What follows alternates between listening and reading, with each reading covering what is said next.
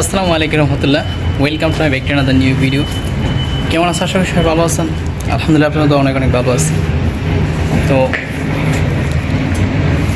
Cypress নিয়ে অনেকের মন্তব্য, অনেকে জানতে চায় দেশটা কেমন। আসলে আমি যদি বলি না করি, সাইপ্রাস হচ্ছে একটা আজব দেশ।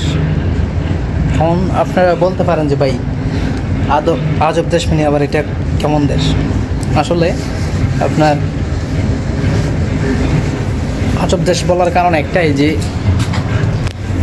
আপনার এখানে বর্তমানে আপনার এই শীতকালে হয় বৃষ্টি, বাংলাদেশে শীতকালে হয় শীতে, কিন্তু গরমকালে হয় বৃষ্টি, শীতকালে হয় শীত। আর এখানে আপনার অন্যরকম, এখানে শীতকালে হয় বৃষ্টি আর গরমকালে হয় গরমকালের মতো থাকে, কিন্তু মাঝে মধ্যে বৃষ্টিও হয়, মানে গরমকাল শীতকাল দুটোটাতে মিলে বৃষ্টি হয়।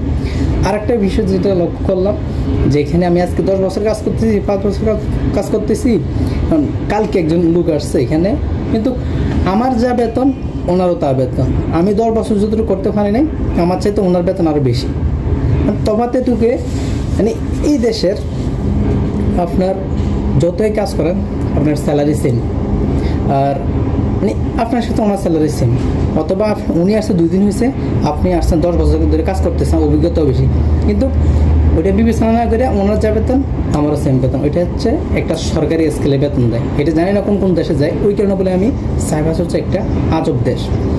কারণ আমি দেখি নাই যে অন্যান্য কান্ট্রিতে মানে একজনের বেতন যেরকম ওই অন্যজনের বেতন মানে ওইরকম দেয়, কিন্তু এখানে এসে দেখতেছি যে আমি এখানে কাজ করতেছি, আরেকজন লোক আসছে, আমি এখানে 5 বছর ধরে কাজ করছি, উনি আসছে আজকে 3-4 দিন বা 1 মাস করছে, কিন্তু আমার বেতন সাথে ওনার বেতনটা স্যালারি বেশি।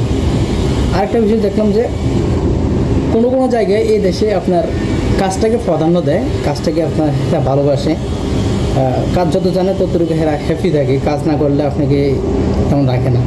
আরেক জায়গায় দেখলাম মানে একই দেশে আপনার অন্যরকম ধরন, আপনি ভাষা জানতে পারছেন, মানে আপনি কাজ জানেন না হয়তো, বা আপনি ভাষা জানেন হয়তো, আপনি মানে এমন একটা সেক্টরে খাটাইতেছে, হেরা মানে একটা টেক কেয়ার হিসেবে খাটাইতেছে, ফোরম্যান বা এমন টেক কেয়ার, বিভিন্ন ওয়েতে হোটেলে বা রেস্টুরেন্টে বা পার্কে বা আপনার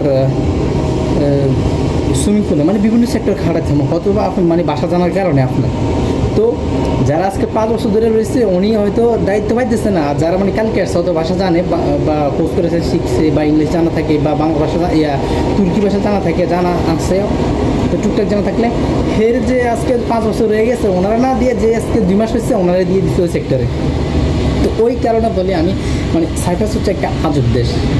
যেমন শীতকালে হয় বৃষ্টি, গরমকালেও হয় বৃষ্টি, তাছাড়া আজকে যা বেতন 5 বছর আগে সেম বেতন, আর ভাষা জানলেও সেম, ভাষা না জানলেও সেম। ভাষা জানলে আপনি হয়তো যে 5 বছর ধরে কাজ করতেছে ওনার চাইতে আপনি ভালো পর্যায়ে যাইতে পারবেন। তো ওই কারণে বলে এটা হচ্ছে আজব দেশ। আর এখানে দেখলাম যে মানে শিক্ষিত, পড়ালেখা বা মূর্খ, আরেকটা বিষয় খেয়াল করলাম, যারা পড়াশোনা আছে বা শিক্ষিত আছে তাদের স্যালারিও সেম। যারা আমরা দেশ থেকে আসছি আমাদের স্যালারি আছেন, তাদের স্যালারিও হয়, হয়তো বা আমরা পড়াশোনা করি না বা করতে পারি না দেশে, আমরা হয়তো এই কাজ করি, কিন্তু আমাদের সাথে তারাও কাজ করে। আমরা একটা কী জিনিস লক্ষ্য করি যে বাংলাদেশে কনস্ট্রাকশন কাজ চাইবে না, বা মানুষ করতে চায় না, বা মানুষ এটা কাজটাকে মানে হিংসা, মানে একটা অন্যরকম চোখে দেখে কাজটাকে, কনস্ট্রাকশন কাজ। আর এখানে হাজার মানুষ কনস্ট্রাকশন কাজে পড়ে রয়েছে, ইঞ্জিনিয়ারে, ফোরম্যানে, টেক কেয়ারে, তারপর আপনার সেন্টারিংয়ে, রাজমিস্ত্রি, রডের, মানে বিভিন্ন সেক্টরের ফোরম্যান হিসেবে অনেক হিসেবে কাজ করতেছে। সো আমরা মানে আমাদের একটা ভুল ধারণা আছে, আমরা বাঙালি ওই কাজটাকে আমরা ছোটো করে দেখি। আমার কথার সাথে আপনার হয়তো অনেকে বুঝতে পারেন যে আমরা কোনো রাজমিস্ত্রি কাজ যেটা করি, এটা বাংলাদেশে যারা কাজ করে তাদেরকে আমরা অনেকেই মানে হাবাম করে দেখি, যেটা আমি দেখছি আমার বাংলাদেশে আমি প্রচুর পরিমাণ দেখছি। কিন্তু কাজ তো ভাই, কাজে কোনো লজ্জা নেই, কাজ কোনো ছোটো নেই, বুঝতে পারছেন, মানে কাজ তো কাজে, কিন্তু তারা ওই কাজটাকে প্রাধান্য দেয়। অনেকে দেখলাম যে পড়াশোনা করছে অনেক, ভাই পড়াশোনা করে উনি মানে সফটওয়্যার ইঞ্জিনিয়ার বা ইঞ্জিনিয়ারিং কাজ করতেছে এখানে।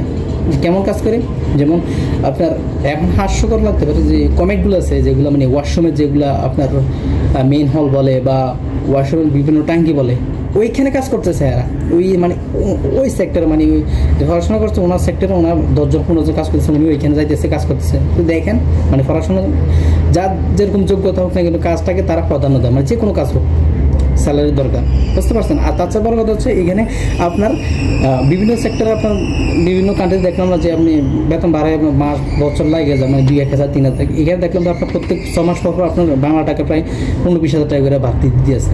মানে আলহামদুলিল্লাহ, মানে সাইপ্রাসে আপনি অনেক ধরনের সুযোগ পায় না বা অনেক কষ্টে আছেন, ভালো আছে। তবে আমরা যে পর্যায়ে আছি আলহামদুলিল্লাহ ভালো আছি, খারাপ না। তবে আমাদের সাথে যারা কানেকশন কাজ করে তারও অনেক ভালো, আমাদের সাথে অনেক ভালো আছে, যেমন স্যালারির দিক দিয়ে দেখি।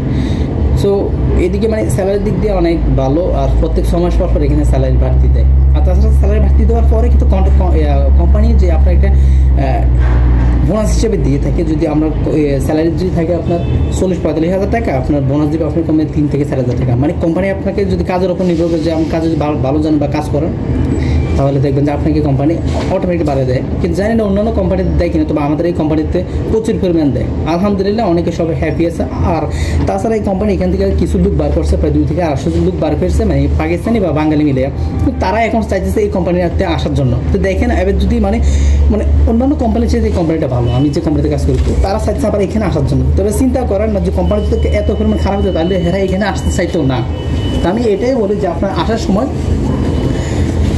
ভাষাটা শিখে আসবেন আর কাজটাকে একটু প্রাধান্য দিয়ে আসবেন। যে কোনো কাজ শিখে আসবেন, বা এখানে ইলেকট্রিক কাজ, রঙের কাজ, পেন্টের কাজ, রাজমিস্ত্রির কাজ, ঢালাইয়ের কাজ, তারপর সেন্টারিংয়ের কাজ, রডের কাজ, তারপর আপনার ফার্নিচারের কাজ, তারপর আপনার ঢালাই মেশিন চালাতে ওইগুলো, তারপর আপনার গাড়ি চালাতে, রোলার চালাতে, ক্রেন চালাতে, বড় গাড়ি চালাতে এগুলোতে, তারপর মানে ড্রাইভিং লাইসেন্স এগুলো বানিয়ে নিয়ে আসবেন, বুঝছেন। এই কিছুটা খরচ হবে, কিন্তু এখানে যদি আনতে পারেন তাহলে আপনার টাকা কামাতে। একটা কথা মাথায় রাখবেন যে আপনি যে কোনো প্রান্তে যান না এখানে পৃথিবীর, আপনি যদি কাজ জানা থাকে তাহলে আপনি কোনো পর্যায়ে কোনো জায়গাতে আপনি ঠেকবেন না। আরেকটু হচ্ছে ভাষা, যেটা আপনার পৃথিবীর সব জায়গায় চলে, সেটা হচ্ছে ইংলিশ ভাষা। আপনি যদি না পারেন, তবে ইংলিশ জানা থাকে তাহলে আপনি চলতে পারবেন। আপনি যে কোনো কান্ট্রিতে আপনি যদি ইংলিশ জানা থাকে তাহলে চলতে পারবেন।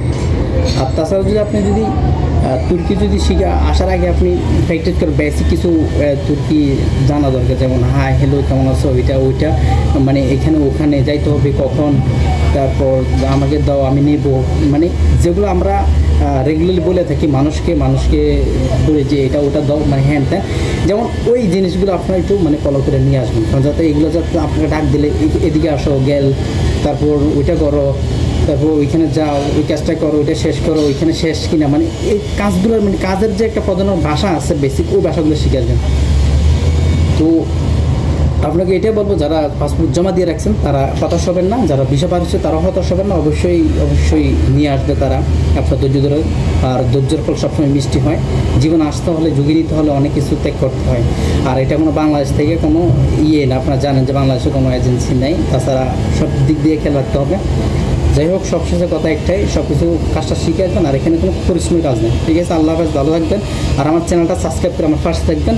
নিত্য নতুন ভিডিও আপনাদের মাঝে উপস্থাপনা করবো। আর আমার সার্ভিসের ভিডিওগুলো যারা দেখেন নাই, হয়তো পিছনে স্ক্রল করে আমার ভিডিওগুলো দেখতে পারবেন। আর আমার ভিডিওগুলো স্কিপ না করে দেখবেন, যে আমি অনেক সময় আমি সত্য কথা বলি, সত্য তথ্য দিয়ে থাকি, আমি মানুষকে অযথা বিভ্রান্ত করি না, বুঝতে পারছেন। তো আমার ভিডিওগুলো আপনাদের কেমন লাগে বা কোন জায়গা থেকে দেখেন একটু কমেন্ট করে জানাবেন। আর আমার চ্যানেলটা সাবস্ক্রাইব করে আর লাইক এবং শেয়ার করে ছড়িয়ে দেবেন। আল্লাহ হাফেজ, ভালো থাকবেন। আবার একটা ভিডিও নিয়ে আসবে, আর একের পর এক ভিডিও দিব। আর এখন বর্তমানে ভিসা বন্ধ, আর যদি ভিসা করে তারপরে ভিডিও আসবে। আল্লাহ হাফেজ, টাটা।